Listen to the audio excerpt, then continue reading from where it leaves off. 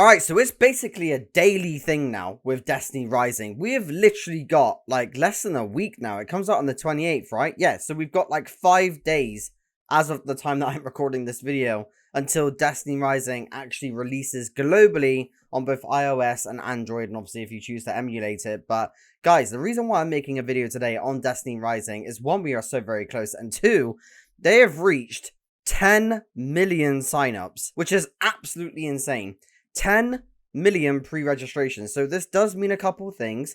It does mean that we do get all of the rewards that they set us out to have, right? Yes, it does. We've got the article on the game post here by Zuhad Ali, whereby he says Destiny Rising hits 10 million pre-registrations milestone ahead of August 28th release, unlocking the exclusive rewards. So, Zuhad goes on to say that Destiny Rising, the upcoming mobile spin on Bungie's sci-fi shooter series, is getting closer to its big day. Developed by NetEase in collaboration with Bungie, the game officially launches worldwide on August 28th, 2025 on iOS and Android.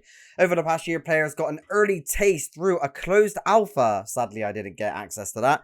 And a closed beta. I also did not get access to that, where the team tested new features like dual wielding, new light bearer characters that are not currently part of the lore that we know enough from Destiny, and new destinations. Now, just weeks before release, it's literally less than that now, the game has reached a huge community milestone, and it means free loot for everyone who plays at launch. So, I'm going to scroll down a little bit here because it literally shows the loot that we're going to be getting. So, we have got 20,000 Glimmer. Now, I don't know what this is going to translate to, because if you obviously play Destiny now, the cap is 500,000 Glimmer, and we reached that so very quickly. So I don't know if 20,000 is going to be a huge amount in Destiny Rising, but I guess not, considering it was the very first milestone at 500k signups, which, by the way, is still insane. 500k is much higher than the actual player base that we have right now in D2. 1 million signups is 5 silver leaves. I don't know what that means.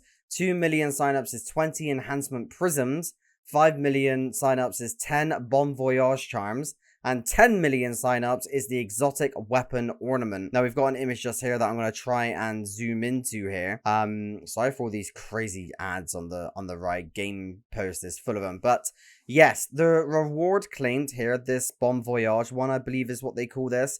I'm not too sure if maybe they're going to be using this for the pulls. It's got like an exotic-esque type of feeling to it. So maybe this is the material that you need to pull the characters. Again, I'm going to be talking about the whole pulling system in a minute. But yeah, if you log into the game on launch day, you will have access to all of this stuff, which is obviously fantastic, right? Because it's free and you're not paying for it. And even still, look at this, right? It's 10 million signups and it's still going up by almost 9,000 more people. And it really just makes you think, because the player base right now in Destiny is nowhere near 500k, let alone 10 million signups. That is a huge number. When you combine the actual player base from consoles and PC, like, we're nowhere near 500k now, and that's what makes me think that maybe Destiny Rising is just never going to come to PC. Like, when I see the gameplay of this game, I always just think to myself, man, I would absolutely love to play this on PC, on keyboard and mouse, and yes, you can emulate it. However, like, emulating a game which is designed for a small mobile phone screen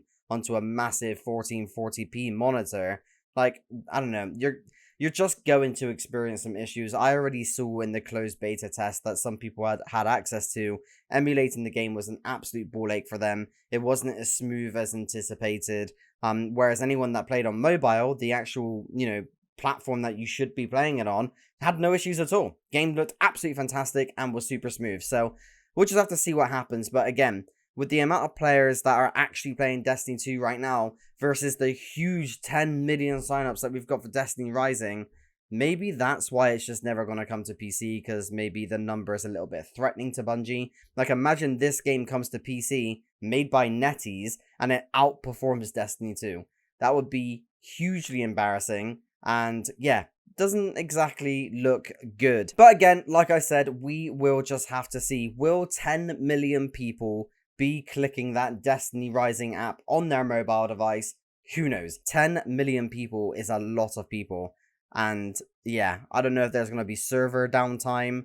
I don't know how this is going to work, but that is a huge, huge, huge number. And honestly, the guys at NetEase should be absolutely proud of themselves, because a lot of the stuff that we're getting in this game is just something that we've wanted for such a long time in Destiny 2, and we still don't even have it. I actually fully believe that the only reason why we have crossbows in Edge of Fate is because of Destiny Rising. I actually think if crossbows just weren't ever a thing in Destiny Rising, that you would not see them today in Destiny 2. I actually think that they saw the things that they're adding to Destiny Rising, and the guys at Bungie were like, shit, we should probably do something here at least. Moving on from that, if we scroll up here, daily now, Destiny Rising is posting, but they're going to be posting about the characters and the VAs of the characters, who are also posting as well. So Destiny Rising is actually just kind of retweeting and quoting their tweet here. So they say, we're absolutely thrilled to have such a ray of sunshine with occasional thunder in our light bearer family. Can't wait for everyone to meet Atal on August 28th. And this is the actual VA here, if we go on over. So it's Allegra Clark. Sorry if I butchered your name. I'm really, really terrible with names. Names really is just not my strong point here. But she says, bonjour.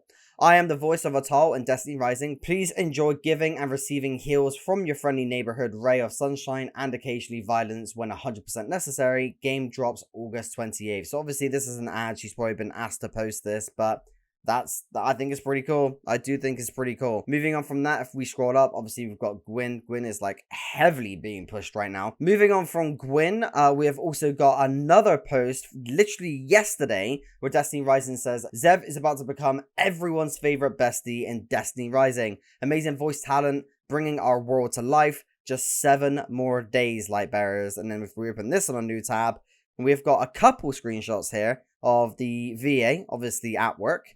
VA again, or probably with the team at NetEase.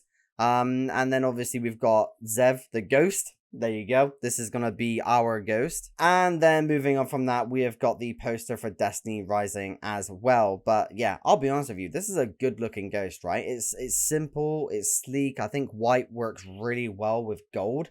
I like it. I think it's really cool. But that's going to be our VA for our ghost. Moving on from that, we have also got yesterday's tweet again. The voice of Kabir, I know some people say Kabir, I say Kabir, has spoken. We're incredibly honored to have you bringing this legendary Lightbearer to life. Now, this is going to be an interesting one, because out of all of the Lightbearers that they've kind of spoken about so far and all of these that we've literally just gone over, Kabir is the only one currently in Destiny lore that we know and love from our Destiny game. Just to kind of close down any comments, again, I'm just literally talking about the ones that we've just seen here. Things like Gwyn, things like Atal. But yes, if I open this up in a new tab, we've got Asaf Cohen, who says, beyond excited to share that I get to voice the legendary Kabir in Destiny Rising. Grateful to all the warlocks at NetEase and Bungie for bringing me into this magical realm. Over 10 million fans pre-registered, including me, and I cannot wait to play on August 28th. So we've got the VA there that's probably at work right now, actually doing the voice. On the left here, we've got Kabir. Obviously, it's a 4-star. Obviously, we've got the Aegis shield here as well. I'm not going to get too deep on the lore of Kabir, but yeah, there's a lot of deep lore that talks about Kabir a lot. And people obviously know him for the Aegis shield. So, it says here, Shams is the name of the ghost. A lively and diplomatic ghost, though occasionally somewhat emotional, he is adept in mediating communication between Kabir and the wider world. And it says here, Kabir character, the shield bearer, a light bearer with an insatiable thirst for adventure and a heart that dreams of one day becoming a hero. Alright. I mean, you know, he doesn't have to dream. We already know that Kabir became the hero. We already know that. And then obviously you've got his main weapon here. It says Thunder Shield, but we all know that they're trying to mimic the Aegis Shield. We already know that. And then if we scroll up a little bit more here, we have got Jolder, another fan favorite from the lore of Destiny. Sadly, we never get to meet Jolder in Destiny because of Rise of Iron. And again, I'm not going to go too deep into the lore, but if you know Rise of Iron, you know why. The Iron Champion. Don't be fooled by her arsenal. While she masters swords and submachine guns in close combat, her real power lies in her extraordinary defensive skills. You will witness her strength on August 28th. So again, this is probably going to be a bit of a fan favorite. We know Jolder from the lore. We know what relevance she has in the lore, and we know how much of an impact she actually had in the lore. When it actually comes to Destiny Rising, and I'm just going to kind of say this now as a disclaimer, I am not playing Destiny Rising for the lore. If you guys know me and if you guys watch my channel, you know I enjoy the deep, rich lore of this game. I mean, literally, just look at my taskbar.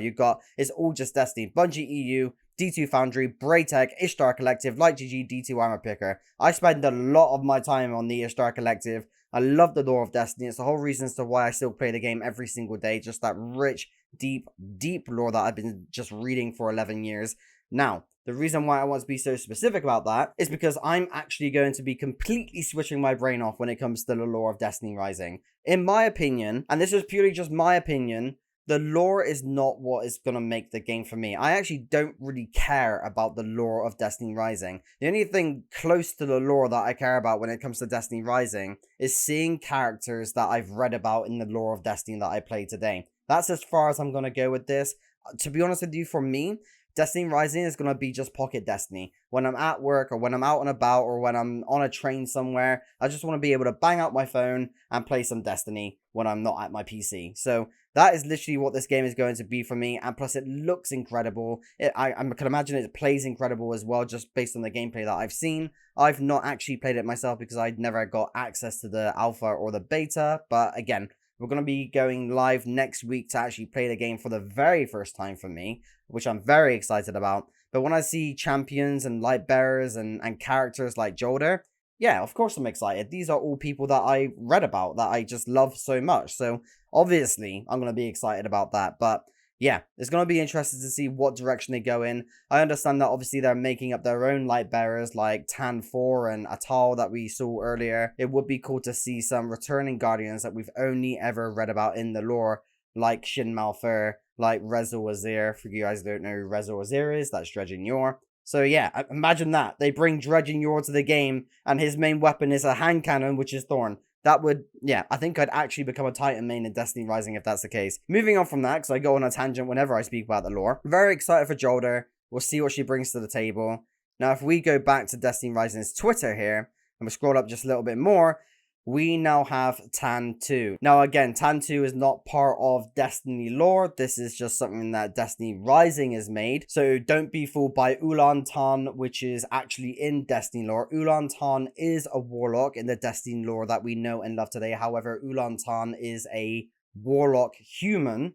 We are looking at Tan 2, which is a warlock, obviously Dawnblade Word of Radiance here based on the gameplay that we saw in the Sword in the Hand, but Warlock Exo. So two different characters. Tan 2 is something that NetEase has made that is not a Destiny Bungie character. However, they say here, Tan 2 has entered the chat. This was 8 hours ago.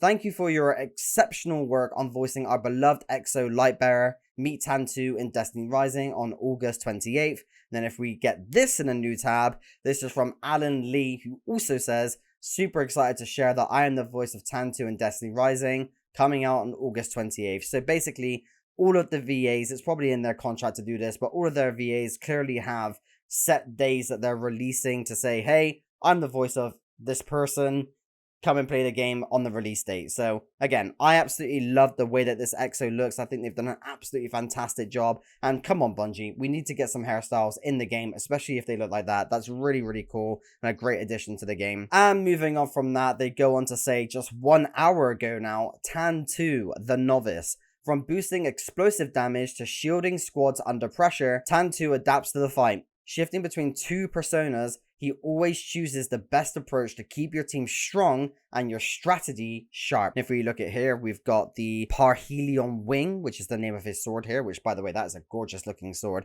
Bask in the radiance under my wings. So two things there. Dawnblade obviously has wings, fire wings, and then Radiance, Word of Radiance. And we've also saw gameplay of Tan 2 where he literally slams the sword into the ground. And his two weapons are Scout Rifle and Sniper Rifle. That is an interesting combo. Two long-range weapons there.